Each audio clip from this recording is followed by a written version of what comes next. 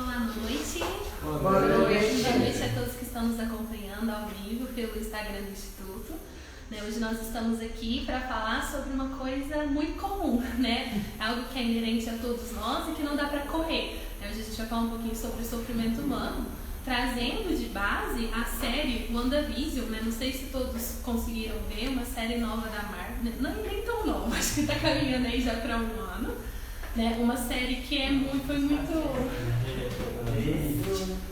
uma série que foi muito comentada, né? Até pelo seu novo formato, pelo seu modelo, e que alcançou muitas pessoas, né? A gente sabe o grande alcance que a Marvel tem. Então, a gente vai tomar de base essa série para poder analisar a partir de elementos que ela traz. E então, para a gente começar falando sobre o sofrimento, né, às vezes, fala, não, Camila, mas sofrimento é coisa tipo assim, eles pagam lá, né, que não tem Deus, eles que não sabem lidar com sofrimento. A gente que tem uma fé, a gente que tem um conhecimento, a gente sabe lidar com o sofrimento muito bem. Mentira, né? Muitas vezes a gente que vive em Deus vive com o sofrimento de uma forma muito mais errada do que quem não tá. Né? Às vezes a gente vê pessoas negando sofrimentos assim, né? Tipo, não, mas foi vontade de Deus, tá tudo bem, mas daqui a pouco isso vem como um bolo e derruba a gente na nossa caminhada. Então é algo muito sério e algo que precisa ser falado, independente de onde eu esteja, né, independente de quão profunda é a minha fé, porque sofrimento não está associado à profundeza da fé ou não. Como eu disse, novamente é algo que é inerente ao ser humano, né, que faz parte da nossa condição de vida e que, como que nós vamos vivenciar isso? Aí sim a nossa fé está envolvida, né, mas o vivenciá-lo ou não é algo que todos nós vamos passar. Então eu vou começar trazendo um pouquinho da série, né, vai ter vários spoilers aí, então quem não assistiu... Não, escuta, depois vai receber vários spoilers, mas é interessante depois ver com essa visão também. Pra quem não sabe, né, eu vou falar Wanda, porque a gente assiste em inglês, e eu sei que na tradução em português é Wanda, mas eu acho esquisito, então eu vou falar da forma que eu vi, né. Novamente, eu não tenho um conhecimento absurdamente profundo, não li os quadrinhos, então, tipo assim, a partir da série que eu vi, que eu vou trazer elementos. Então vamos começar. Ela começa contando a história da Wanda e do Visão, né? E a Wanda, ela é uma jovem, né? Acho que na época da série ela tá com 28, se eu não estou enganada, 28 anos. E ela nasceu num país que chama Sokovia, um pequeno país do leste europeu, e que sempre foi uma zona de guerra, né? Então desde a infância dela é um país totalmente assolado por essa questão da guerra, né? Não terminou com a Segunda Guerra Mundial, com a Guerra Fria, aquilo permanece, né, de constantes rebeliões, revoluções. Então, um país que passa por muita dificuldade. Ela já nasceu dentro desse contexto, né? Os pais dela foram mortos na infância por uma bomba que caiu na casa dela, né? E ela ficou dentro dessa casa com o irmão dela pelo período de 2 dias, né? Uma outra bomba tinha caído também, só que essa bomba não explodiu, né? E aí, nesses 2 dias que ela ficou com o irmão, esperando para ser resgatada, vinha, né, no coração deles esse desespero, que qualquer movimento que nós fizermos, isso aqui vai explodir, né? Então, foi uma realidade muito difícil que ela já viveu logo ali no início da vida, né? Perdendo essa base importante para ela, que era a família, né? E passando por essa questão de medo muito profundo.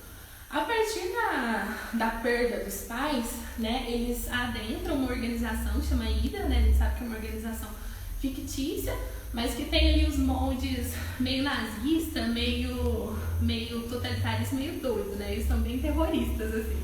Então eles são radicalizados por essa instituição e ela e o irmão dela começam a militar pela causa da instituição. Então eles são radicalizados por essa instituição. Ela e o irmão dela, o Pietro, o irmão gêmeo dela, né? Até eles passarem por experiências humanas lá, né? Que a gente sabe pela ficção, ela recebe poderes de telepatia e o irmão dela recebe poderes de velocista. Então eles acabam sendo modificada ali a condição humana deles e eles recebem superpoderes. Então, nesse contexto, né, nesse lugar em que eles estavam inseridos, eles acreditavam realmente naquilo que eles estavam fazendo, né? Eles não achavam que eles estavam fazendo alguma coisa errada.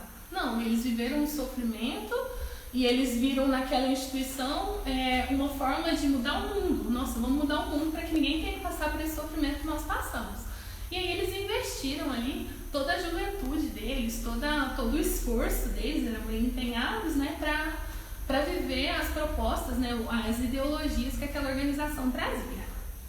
Aí, a primeira vez que eles aparecem pra gente no MCU, né, no universo, é no filme dos Vingadores na Era de Ultron, que eles se associam a Ultron para destruir, na cabeça deles, né, para resolver ali os problemas, na cabeça deles para fazer algo bom, né, para destruir os Vingadores que seriam a causa dos problemas, mas que na verdade era um plano para a destruição da humanidade, né? Então eles acabam entrando ali, fazendo várias coisas com os personagens, né? Então tem todo um filme lá que se desenrola, e aí até ela perceber que isso aqui não está dando muito certo, então ela se junta novamente aos Vingadores, né? Aquele que ela estava combatendo, ela passa a se aliar a eles por entender que aquele plano que o Ultron estava tendo não era um plano que geraria, que mudaria alguma coisa, muito pelo contrário, destruiria.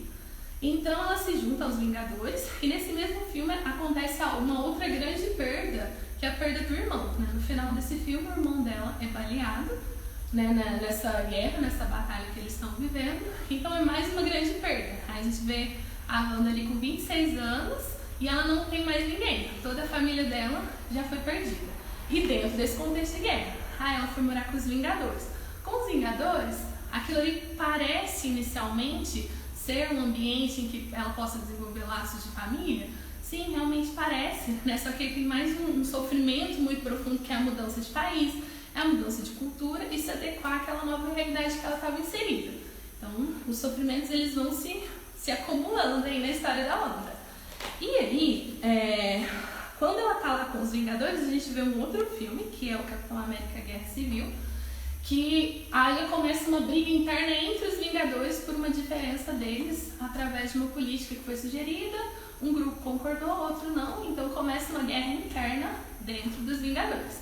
Aí vamos pensar na história dessa menina que perdeu os pais na infância, foi radicalizada por uma instituição, viveu a vida inteira em guerra, né? O tempo todo da vida dela foi vivida em guerra, até ela entender que ela estava lutando pelo lado errado, e aí ela se volta, perde o irmão nessa luta, se une a uma outra organização, e aí dentro dessa organização começa novamente uma guerra.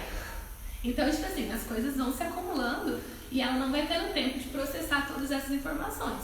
Tudo vai acontecendo, um acontecimento atrás do outro, né? Isso acontece o que eu vejo quando eu olho para os Vingadores de Guerra Civil, a partir da ótica da Wanda, é essa quebra de confiança. Nossa, algo estável, né? Vou mudar para lá, vou estar com eles, agora tá algo estável. E quando vê isso se parte também, né? Então isso tem um peso muito grande na questão da vivência, das experiências dela, que já é muito fragilizada. E aí, depois a gente vai ver na história, ainda nesse filme, verdade, isso que eu esqueci de falar, ela lida também com a culpa, porque ela não consegue controlar os poderes de forma adequada e isso acaba ocasionando em mortes de civis, né, de pessoas que não tinham nada a ver com aquilo. Então ela também, além de tudo isso, ela tem que lidar com a culpa dos erros que ela fez.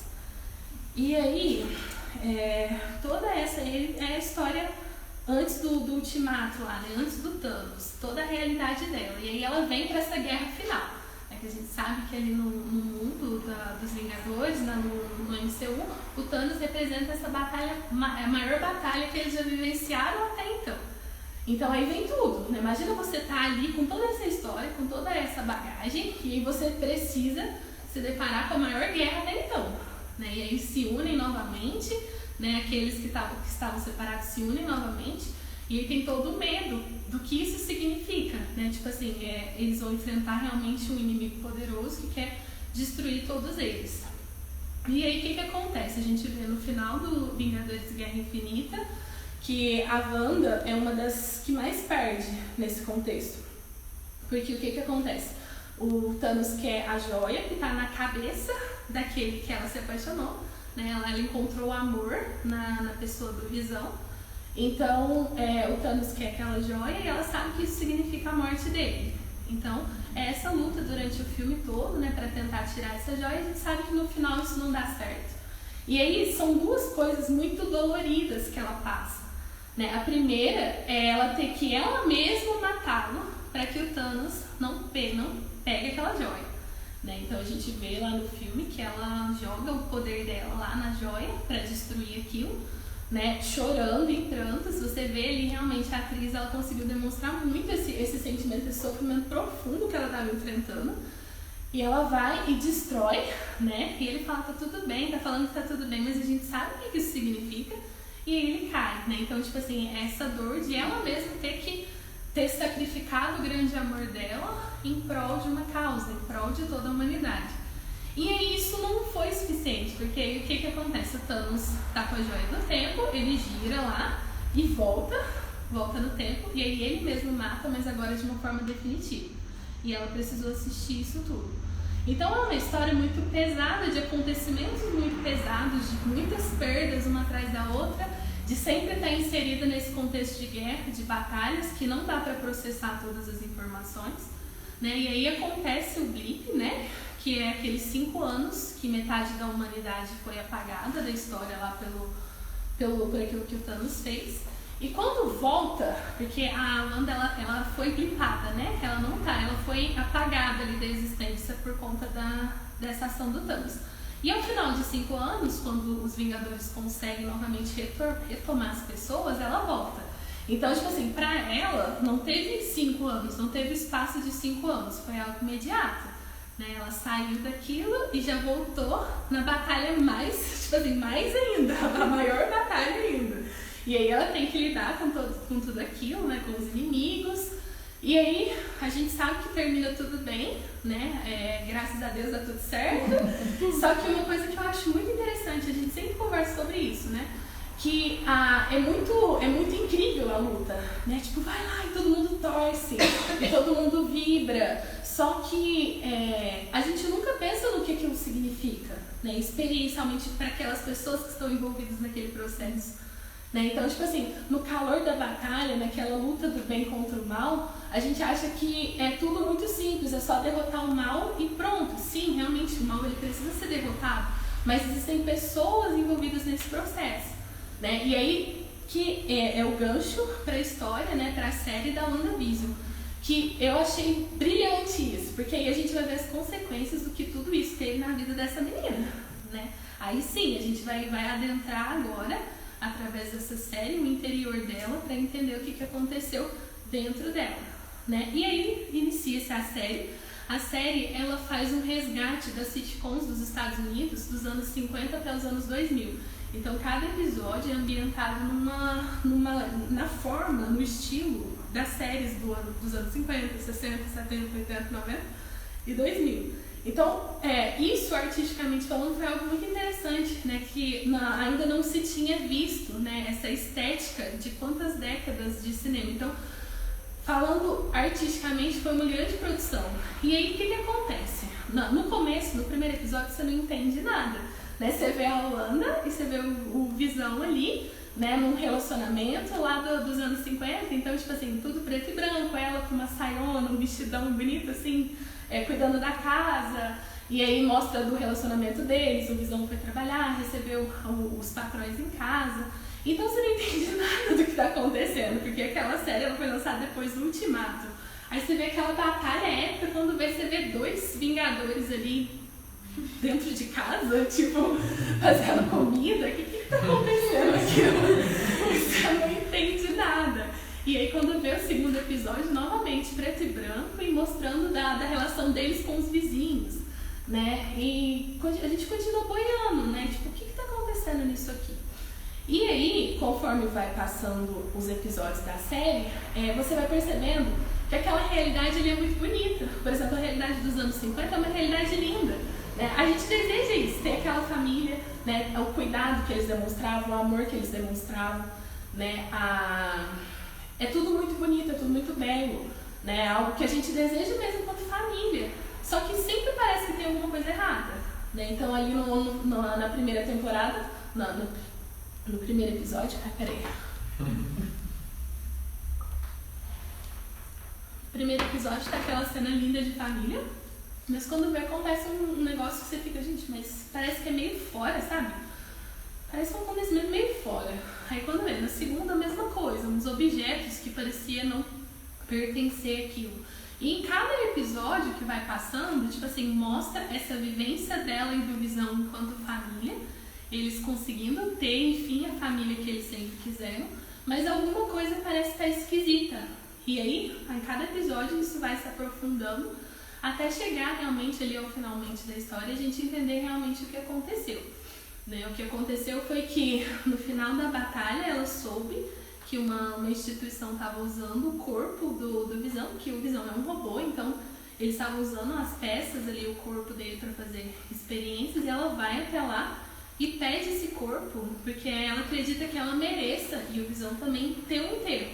Né? E essa instituição fala que isso não é possível e jamais deixaria ela enterrar um robô que valeria milhões de dólares. Né? E aí ela tem mais um sofrimento ainda. Né? Foi negado até mesmo isso, foi negado até mesmo esse enterro, essa finalização do ciclo, essa finalização do amor deles ali. Então isso vai se acumulando, né? E na série mostra ela indo até a cidade que os dois tinham escolhido para viver. Né? Eles tinham comprado um terreno e aí ela chega até esse terreno depois de tudo isso, depois de toda essa realidade de perda, de guerras. Ela chega nesse lugar e vê ali onde seria o terreno deles, né? Onde seria a casa deles, onde seria a vida que eles levariam juntas. Né? E aí ela não aguenta. É uma cena muito forte que ela cai de joelhos no chão e aí ela explode. É como se ela explodisse, né, num poder, e aí você vê aquele poder vermelho saindo dela, né, e ela gritando. E aquilo se transforma nos primeiros episódios que a gente vê na série, né, na vivência de família dela, no sonho que ela tinha de vivência de família. E aí você entende que tudo aquilo que foi passando, aquela vivência ali de família, ela ter os filhos, ter o cachorro, ter a vizinha legal, tudo aquilo era o sonho dela, que não pôde ser concretizado pela perda que ela teve mesmo. E aquilo ali vem tudo pra fora, no momento de desespero mesmo, aquilo tudo vem pra fora. E por ela ter o poder que ela tem de telepatia e de manipulação da realidade, ela consegue literalmente construir isso. Né? Então, ela viveu esses períodos ali com o esposo, né? Aquele que ela teria como esposo. Ela viveu o sonho, né? Aquilo que ela mais esperava, ela vivenciou realmente manipulando a realidade ao redor dela. Só que essa manipulação da realidade não é uma coisa muito, muito fácil, né? Tipo assim, não é uma coisa que também não traga nenhuma consequência. Essa manipulação da realidade que aconteceu na série foi que ela realmente prendeu toda uma cidade.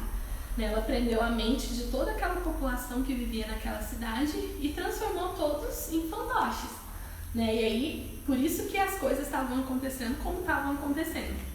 Então, os vizinhos legais eram pessoas reais, né? que foram presas ali pelo poder dela e estavam atuando para ela poder ter a vida que ela sempre sonhou. E a gente sabe, né? É óbvio que isso é errado, né? É óbvio que isso estava gerando um sofrimento muito grande. Só que não foi algo que ela fez por querer. Foi algo que aconteceu numa explosão ali. Né? Algo que ela já não estava aguentando mais aquela dor quando veio aquilo explodiu. Ah, Camila, mas essa Wanda é muito doida, né? Nossa, tadinha, mal resolvida demais da conta. Mas, tipo assim, eu achei tão forte, porque foi algo que simbolicamente é muito forte, algo que mexeu comigo ao pensar no sofrimento humano. Porque isso só não acontece porque a gente não tem o poder dela. Se a gente tivesse, teria várias Westviews por aí. Porque na hora do sofrimento, o sofrimento quando ele não é bem vivido, é isso que a gente faz, a gente manipula a realidade ao nosso redor. E a gente começa a viver aquilo que a gente espera, mas fora da realidade. A gente começa a viver no nosso mundinho, a gente cria um mundinho pra nós. Né? Ah não, isso é só coisa da Wanda doida lá, tadinho. Não, isso é coisa nossa, coisa que nós fazemos. Né? Coisas que nós fazemos constantemente quando a gente nega o nosso sofrimento. Né? Aí eu fui colocando aqui, deixa eu ver meu papel, senão eu me perco. Quantas pessoas que vocês conhecem, né, pode ir puxando na memória mesmo, e às vezes nós mesmos, que diante de uma perda, diante de uma dor muito profunda, se afunda no trabalho, se afunda nos estudos, se afunda nos negócios, se afunda até mesmo na igreja, se afunda até mesmo em atividades da igreja. Para quê? Para fugir de uma dor, para não ter que entrar em contato com uma dor. A gente vai preenchendo os nossos dias, a gente precisa desesperadamente fazer as coisas. O que é isso? Isso é você construir o seu mundo. Você constrói um mundo para que você não tenha que lidar com a sua realidade. E aí você vai para ele. E você começa a viver nele. Você começa a viver a partir dele, como se aquela fosse a sua realidade, quando na verdade não é. Quantas pessoas a gente vê que parte para as drogas, parte para o álcool, por conta de quê? Um sofrimento muito intenso que não foi trabalhado e aí eu fujo da minha realidade. Entende? O que a Wanda fez na série não é nada mais nada menos do que a famosa fuga da realidade. Né? Só que com os poderes dela aquilo se materializou e por isso que aquela série é algo muito, muito importante para a gente ver e compreender como que funciona o interior do ser humano. Porque como ela tinha poderes, aquilo veio para fora e se materializou e ficou diante dos nossos olhos. Às vezes a gente faz isso e não percebe. Né? Às vezes a gente vai fugindo e vai colocando coisas nas nossas vidas e quando na verdade a gente está fugindo de um sentimento, a gente está fugindo de uma realidade. Quantas pessoas que entram em relacionamentos, né, terminou um relacionamento agora, tá ferido, tá machucado, mas eu vou entrar em um outro relacionamento, porque aí automaticamente cessa a dor, eu vou viver uma outra história. Isso é um caso clássico, é um caso que provavelmente muitas vocês devem conhecer pessoas que vivenciaram isso, entende? Então, tipo assim, mais uma vez, o mesmo mecanismo da Wanda, não tem diferença nenhuma. A diferença é que não tem poder e a gente precisa se virar com o que tem aqui mesmo. A gente não tem toda o instrumento que a Wanda tinha para construir o mundo, mas a gente constrói um aqui mesmo. Né? Então, por que eu quis trazer isso? Porque isso é muito comum, é muito da nossa realidade mesmo. Né? É aquilo que você foge do mundo real para viver um mundo de imaginação, para viver um mundo que não é real. Né? O Ítalo ele sempre fica falando, o nome do slogan dele é Bem-vindo ao Mundo Real. O que o Ítalo quer dizer quando ele fica falando pra gente? Mundo real, volta na realidade, pisa na realidade, é isso. É pra gente desmanchar todas as ilusões, pra gente desmanchar todos os mundos que a gente criou, pra gente encarar de frente o nosso sofrimento, encarar de frente a nossa realidade, né? A realidade, porque na realidade a gente consegue trabalhar, nesse mundo de ilusão a gente não consegue. No mundo de ilusão a gente vai moldando ele conforme a nossa necessidade. Né? Na série tem um ponto muito interessante. Né? Tem uma base militar montada do lado de fora, né? dessa manipulação que ela fez. As pessoas perceberam o que estava acontecendo, né? E aí montaram uma base militar para investigar o que estava acontecendo. E essa base militar começou a ameaçar a Wanda, né? E aí o que ela fez? Ela expandiu ainda mais. É uma cena forte, assim, sabe? Que mostra aquela onda de poder se expandindo ainda mais, né? Pegando aquelas pessoas que estavam no acampamento militar e trazendo também para dentro da realidade dela. E a gente faz isso. Quando a gente se sente ameaçado no nosso mundo, a gente expande ainda mais esse mundo. Ao invés de a gente olhar para ele e entender que aquilo não é real, a gente expande ainda mais esse mundo. E o mais sério de tudo, na minha opinião, é que, tipo assim, as pessoas, na dor absurda da Wanda, ela envolveu uma cidade inteira, ela envolveu várias pessoas dentro daquela ilusão. E nós fazemos exatamente a mesma coisa na não vivência do nosso sofrimento. A gente pega todo mundo que está ao nosso redor e às vezes faz que viva aquele mundo. Sabe? A gente afeta todo mundo que está ao nosso redor. Então essa é a seriedade de não se viver de forma adequada ao sofrimento. A gente cria um mundo, a gente coloca todas as pessoas ao nosso redor para viver aquele mundo. Um mundo que não corresponde à realidade, um mundo que não alivia o meu sofrimento, mas mascara e não me ajuda a construir algo melhor, não me ajuda a ser melhor, a aprender com aquele sofrimento, mas me mantém da mesma forma. E esses são os frutos de quando a gente não entra em contato com os nossos sentimentos. Quando eu falo entra em contato com os nossos sentimentos, eu não estou falando de você deitar, espernear e chorar. Né? Para algumas pessoas vai ser isso, mas não é só isso. Né? É porque, tipo assim, nós temos, e isso acaba sendo cultural, desde muito cedo a gente escuta.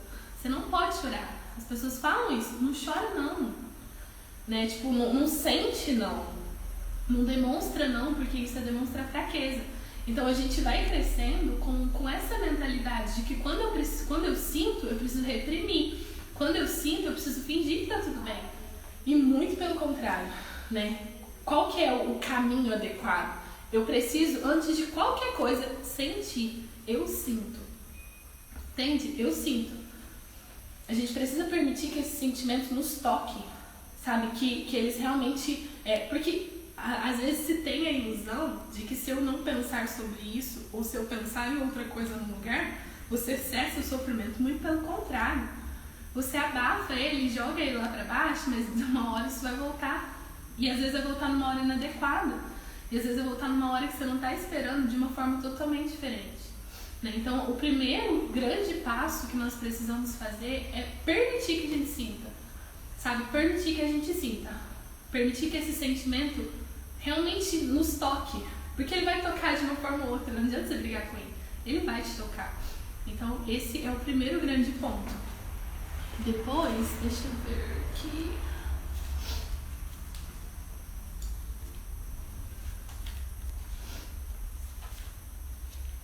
Ai, eu já perdi tudo aqui dos meus negócios. Assim. E depois que deixou tocar, a gente precisa dar nome para esse sentimento.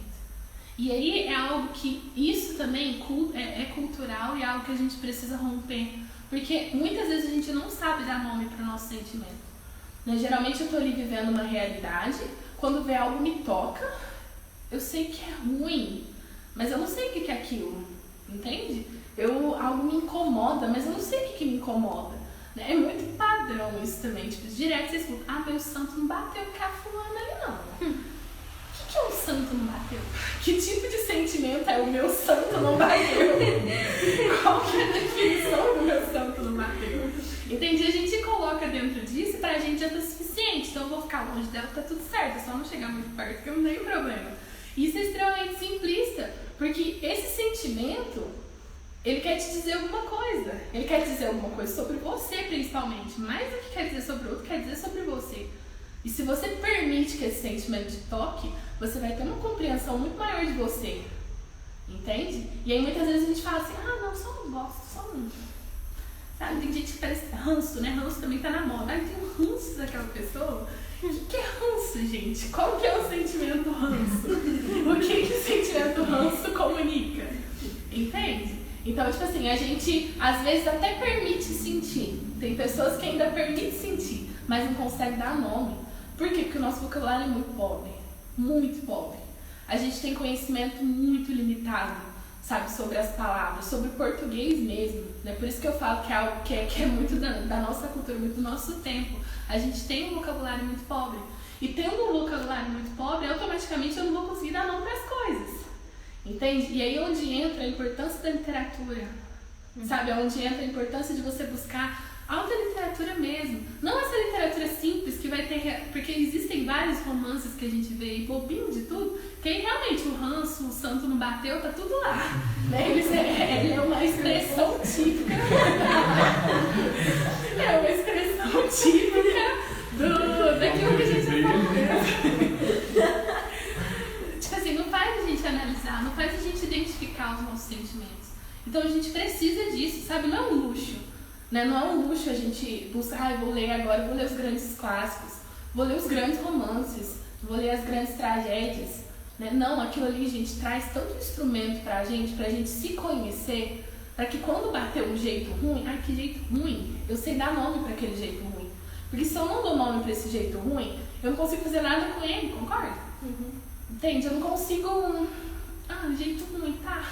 E aí? Você não consegue sair do lugar, você só vai ficar ali sentindo um jeito ruim. Então nós precisamos, assim, urgentemente aprender a ter, sabe, essa linguagem que nos dá ferramentas para viver, para identificar aquilo que está se passando dentro de nós. E aí, depois que a gente conseguiu dar nome, a gente precisa aplicar o sentido daquilo. Porque o que acontece? Acho que muito de hoje também, do nosso tempo, as pessoas, elas acham que o sofrimento é tipo assim, a pessoa chega, nossa, eu tô sofrendo, como se aquilo fosse um absurdo, como que eu vou sofrer? Como se o sofrimento não fosse parte da nossa realidade. Eu não sei aonde que começou isso? Da onde que surgiu essa ideia de que eu não posso sofrer? Da onde surgiu essa ideia que eu sempre tenho que estar bem? Né? As pessoas, elas olham escandalizadas pra gente quando elas não estão bem. Né? Tipo assim, me ajuda, o que eu tenho que fazer pra sair desse sofrimento? E às vezes você não tem que sair dele, às vezes você tem que ficar ali por um período. Às vezes você precisa estar ali, entende? E aí não, tipo assim, a gente sempre quer resolver e resolver o mais rápido possível. Entende? A gente não... É muito típico também, acho que até dessa era tecnológica mesmo. Né? Antes, a gente tava, não sei se foi com você que tava conversando isso, não lembro. Mas antes a gente tinha que esperar a noite toda pra baixar um filme, né? Na internet. Hoje a gente baixa com 1 hora e muito. Tipo assim, 1 hora é muito. E antes a gente tinha a maior paciência de esperar a noite toda. Hoje, 1h30, você já tá querendo chutar o computador. Pix. Oi? O Pix. Exatamente. Então, tipo assim, é tudo muito rápido, é tudo muito... Vamos. O que eu tenho que fazer? Eu tenho que sair do... Tipo assim, eu parar e refletir é perda de tempo.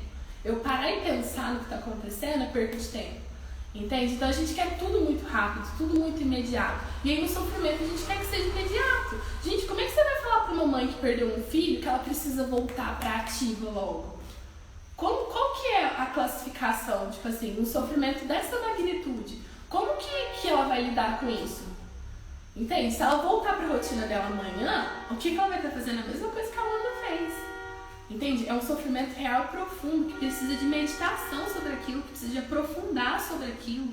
Entende? São sofrimentos assim que tiram a pessoa do eixo, porque como que você explica a morte?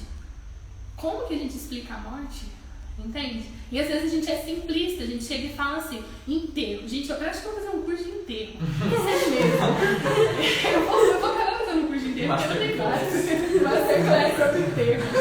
Porque, gente do céu, como que a gente é estúpido em enterro? A gente fala umas coisas tão nada a ver.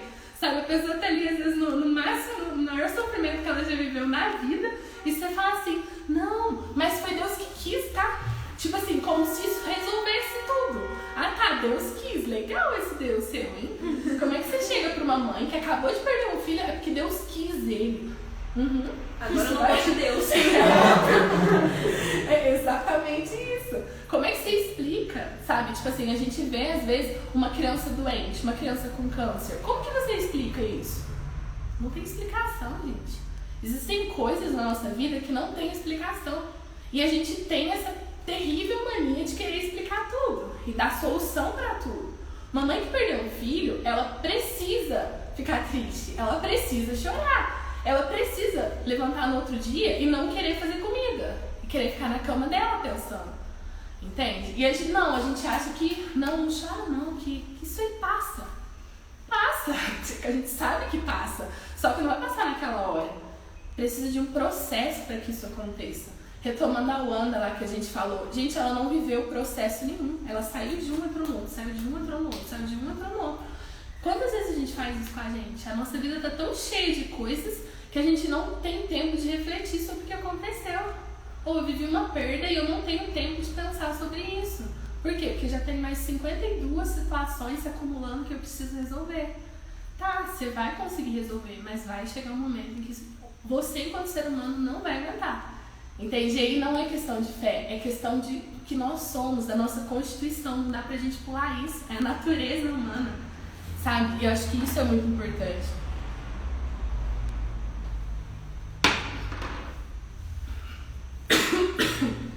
Vocês do direito vão saber falar melhor sobre isso, existe o direito natural, né?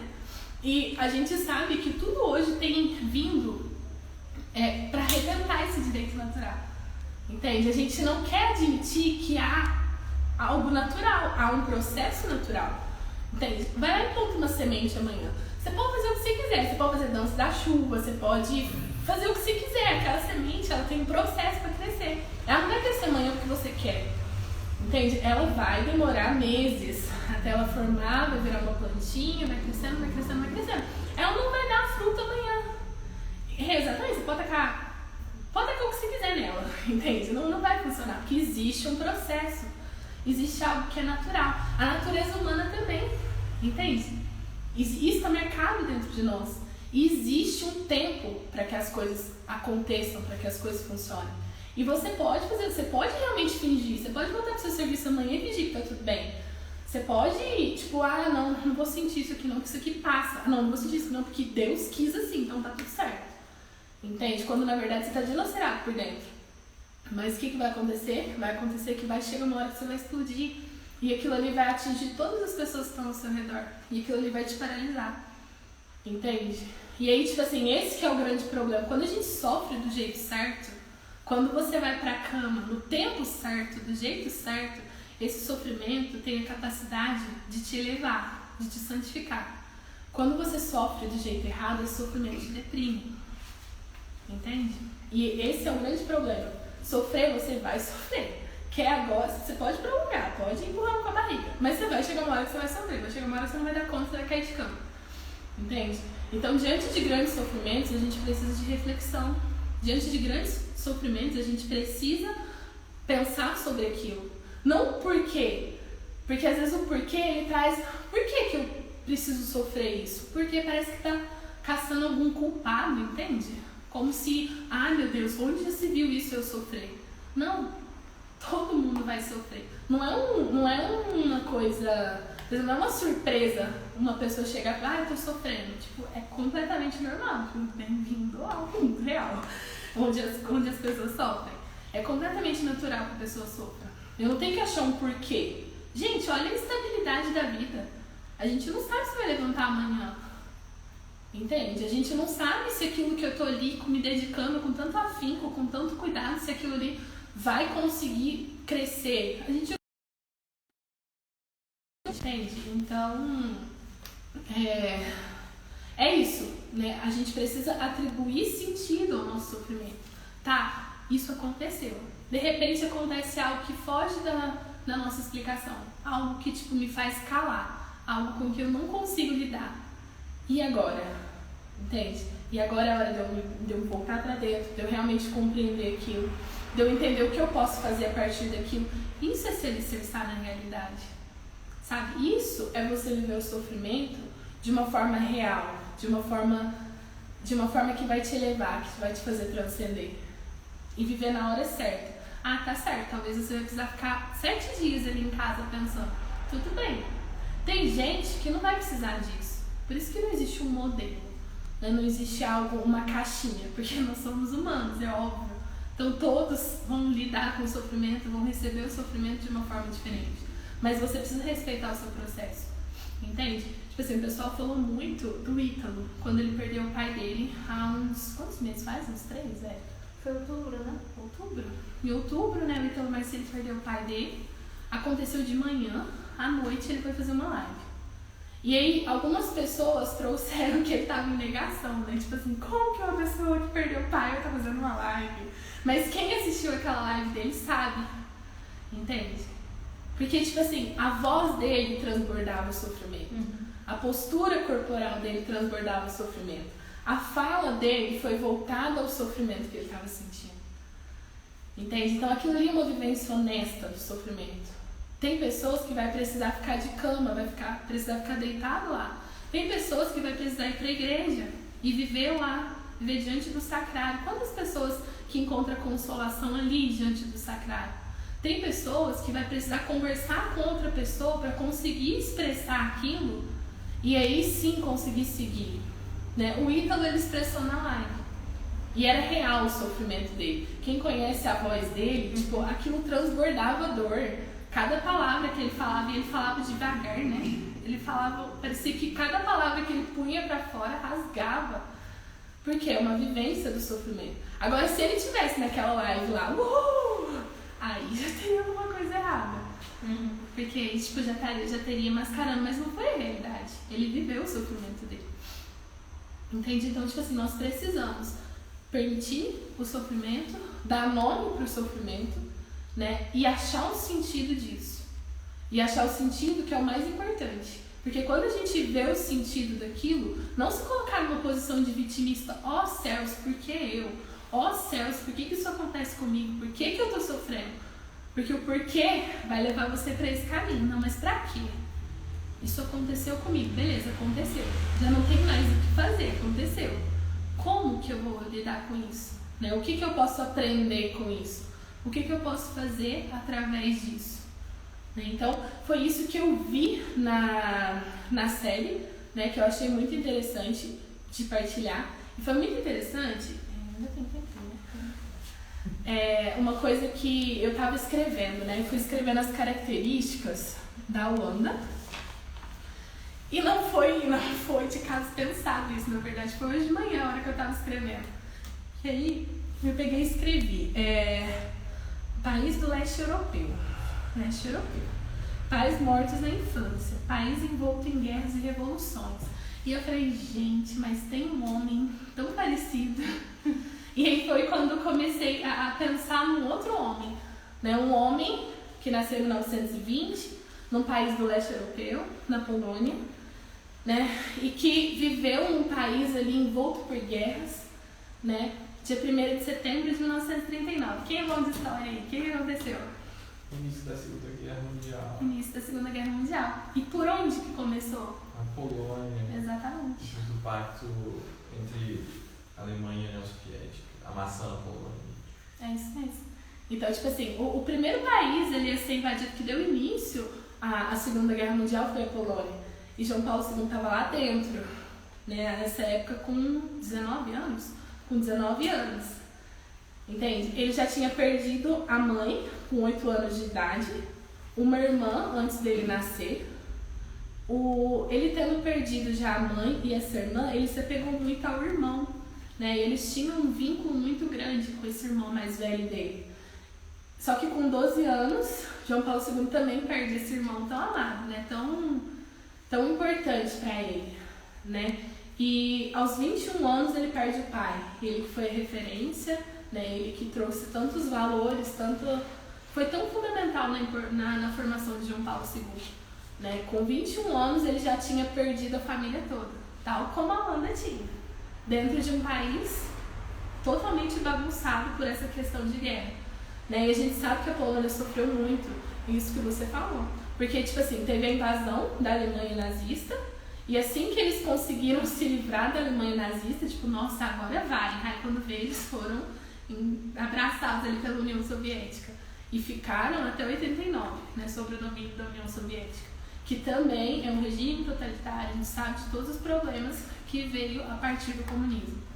Então, é um homem com uma história muito sofrida e uma história muito semelhante, né? Não tinha como, a hora que eu comecei a escrever, eu falei, gente, não tem como não fazer esse paralelo, porque parece a mesma história de sofrimentos e perdas, né? João Paulo II, ali com 20 e poucos anos, ele já tinha perdido tudo. Por quê? Ele amava a universidade, ele amava a Polônia, o pai dele ensinou muito isso para ele, essa questão do patriotismo, do amor pela cultura polonesa.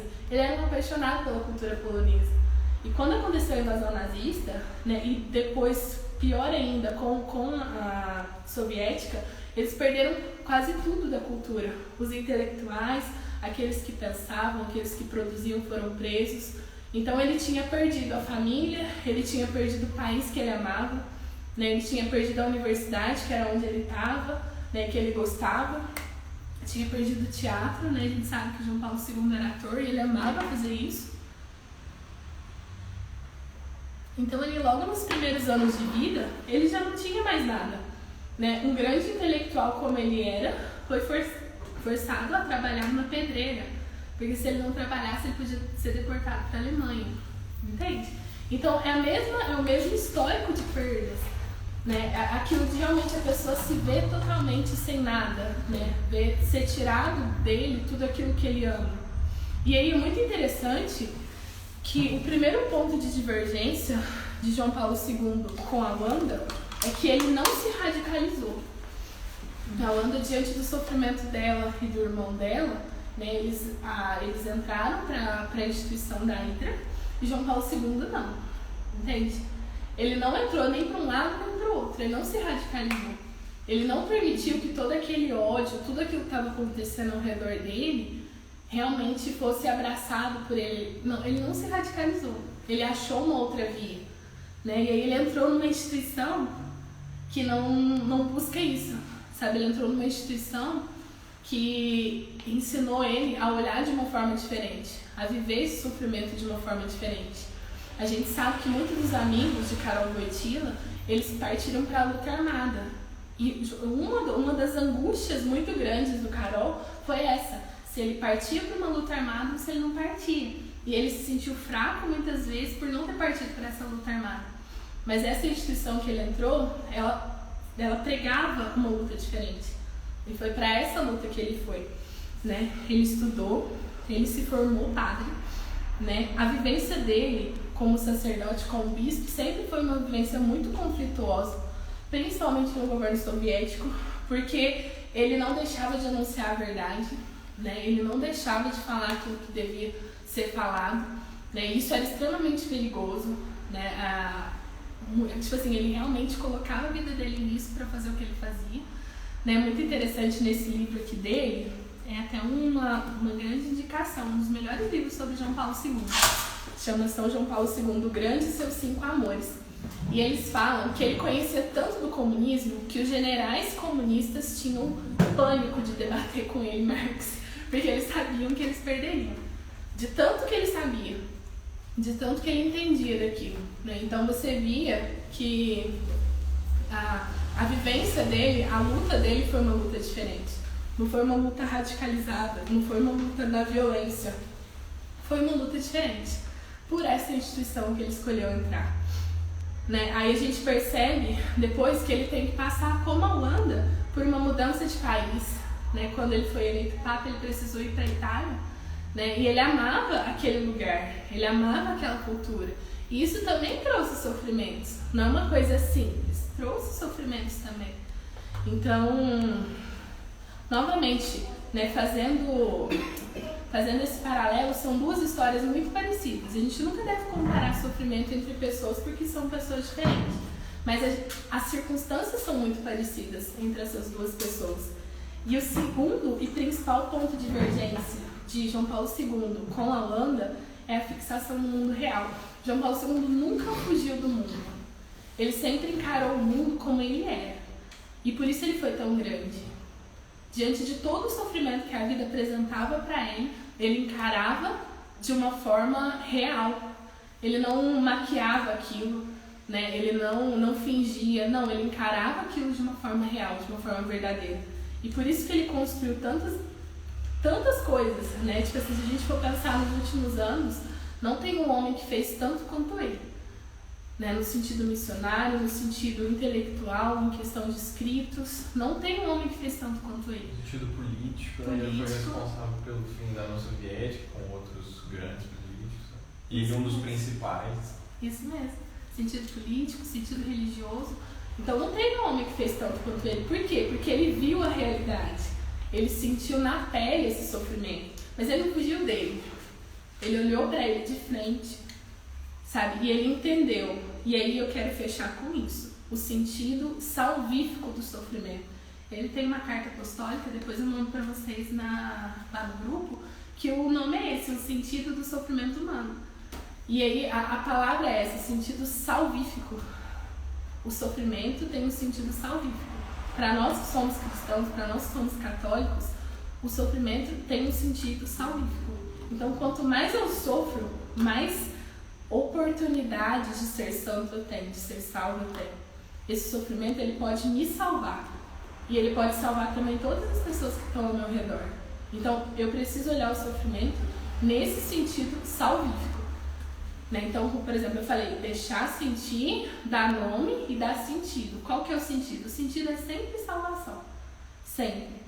E a gente consegue. A partir do momento que a gente adota essa perspectiva, a gente consegue entender o que cada sofrimento aonde cada sofrimento vai nos salvar.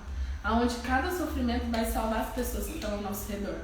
E João Paulo II fez isso, né? Ele viveu isso de uma forma muito intensa, de uma forma muito profunda. E eu queria terminar trazendo aqui o finalzinho do livro dele.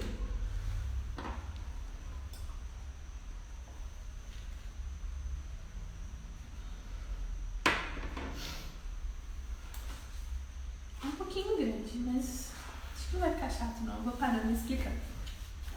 Mas vamos lá. aqui ele já está no final da vida, né? Depois de uma vida inteira de entrega a Deus, uma vida inteira de entrega ao mundo, às pessoas, né? A realidade dele, a gente já estava no finzinho. A gente sabe que ele teve Parkinson. Para quem não sabe, Parkinson é uma doença neurodegenerativa, né? Que o corpo vai perdendo as funções.